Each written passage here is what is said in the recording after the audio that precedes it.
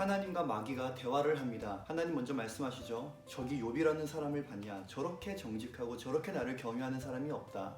마귀가 대답합니다. 하나님이 저 사람에게 많은 재물과 재산과 자녀를 줬기 때문에 저 사람이 하나님을 경외하는 거 아니겠습니까? 만약에 저걸 싹 다 뺏어간다면 반드시 하나님을 원망하고 욕할 겁니다. 그래? 한번 해봐. 하나님의 결제가 떨어집니다.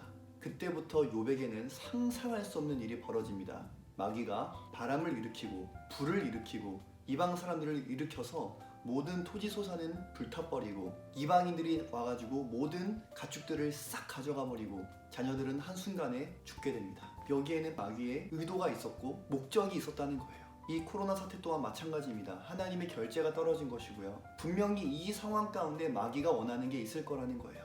마귀가 의도하는 게 있을 거라는 거예요. 과연 그게 뭘까요? 저는 단언컨대 모임을 폐하는 것이라고 말하고 싶습니다.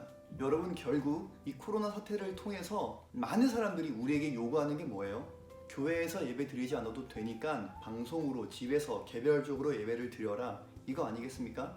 이 모임을 흩어버리는 겁니다. 그리고 개인적으로 집에서 방송으로 예배를 드려라, 그 말입니다.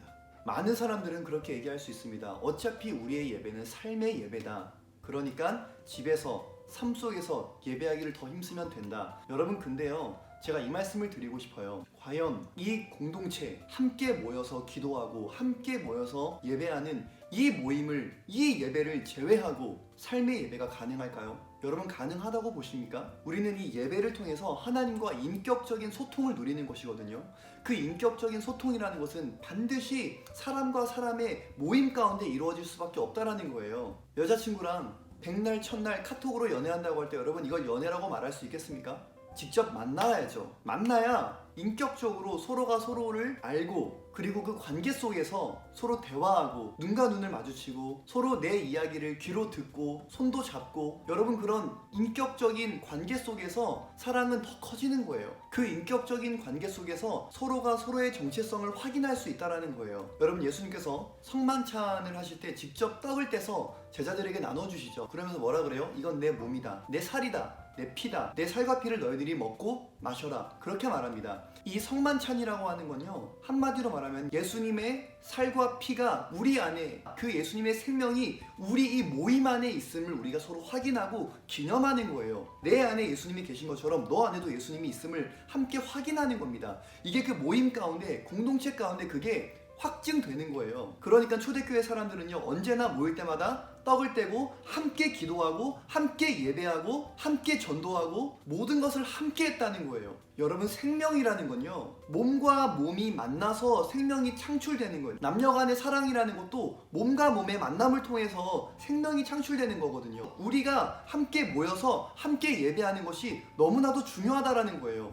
여러분, 보이지 않는 주님의 사랑을 우리가 어떻게 인격적으로 누릴 수 있겠습니까? 바로 옆에 있는 지체를 통해서 누리는 거예요. 하나님의 말씀도 지체를 통해서 듣는 거예요. 보이지 않는 예수님을 어떻게 바라볼 수 있습니까? 지체 안에 계신 예수를 통해서 그 예수님을 바라보는 거예요. 여러분, 교회는 어떤 곳이죠?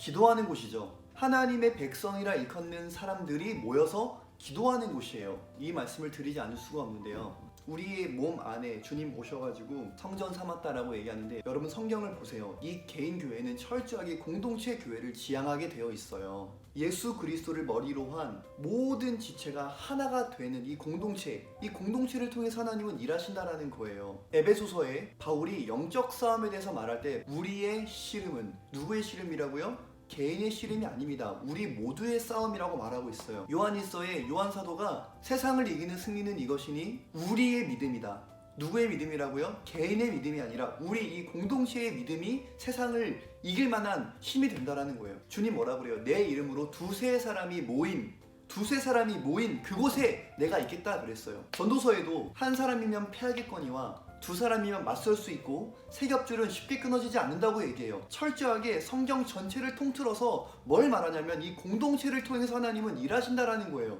여러분, 초대교회부터 지금까지 교회 역사상 전염병 걸렸다고 모임을 폐한 사례가 단 한 번도 없습니다. 오히려 모이기를 힘썼고 그 모임 가운데 하나님의 뜻을 구하고 뜨겁게 기도했고, 더 나아가 전염병에 걸릴 수 있는 모든 위협을 무릅쓰고 그 위험한 시체들, 아무도 건들지 않았던 그 시체들을 오히려 치워주고 태워주고 정리해준 것이 바로 우리 기독교인들이었어요. 성경에 전염병이 터지면 더 이상 모이기를 폐하고 각자 집으로 돌아가서 개인적으로 기도하면서 하나님의 뜻을 구하라고 어디에 그런 말이 있습니까? 철저하게 영적인 예배이기 때문에요, 영적인 싸움이 이루어지기 위해선 반드시 공동체가 모여서 함께 일주일의 첫 시간을 예배로 드려야 되는 것이고요, 하루의 첫 시간을 주님 앞에 나와서 예배를 드려야 되는 것이고요, 내 모든 삶의 영적인 이 싸움이 철저하게 몸으로 진행되어지는, 공동체가 함께 모여서 함께 주님 이름 크게 부르면서 기도하며 또 뜨겁게 예배하는, 함께 교제하는 그 모임을 통해서 출발해야만 이 영적인 싸움, 삶에서의 싸움이 이루어질 수 있다라는 거예요. 어떻게 이곳에서 이루어지는 제도적인 예배를 제껴놓고 삶의 예배가 가능하다고 말할 수 있겠습니까? 여러분, 이건 말도 안 되는 거예요. 이 영적 싸움이 얼마나 치열한지를 모르기 때문에 함부로 그렇게 말하는 거예요. 내 생각으로 치고 오는, 감정으로 치고 오는, 여러분, 예수님이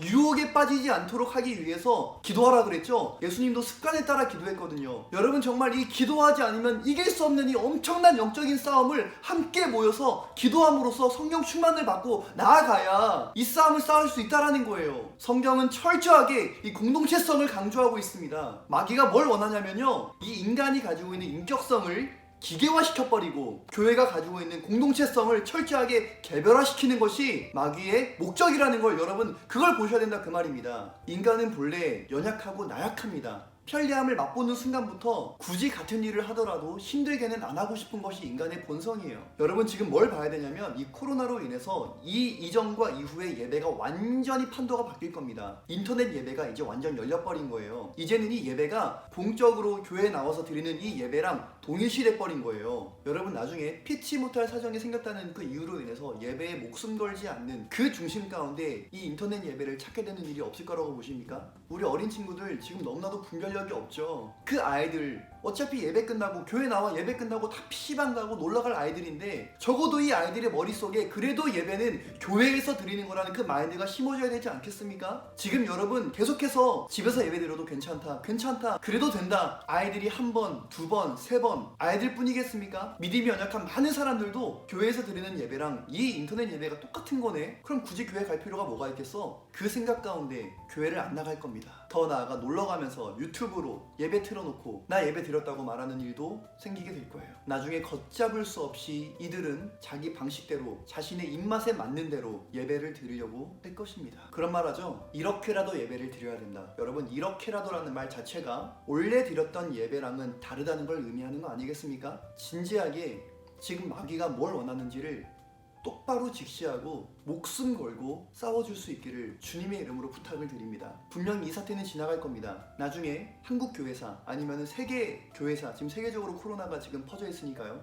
그 세계 교회사 가운데 이 코로나 사태를 통해서 하나님이 반드시 이 시기를 지나가게 할 건데, 어떻게든 목숨 걸고 교회를 지키기 위해서 힘쓰고 애쓰고 기도하기를 힘쓴 저와 여러분을 통해서 이 사태가 지나갔다라고 하는 그 역사의 그 위대한 한 페이지에 저와 여러분이 담겨있기를 부탁을 드립니다. 여러분 꼭 기억하세요. 부활하신 예수님은 지금 이 순간에도 저와 여러분과 함께 하십니다.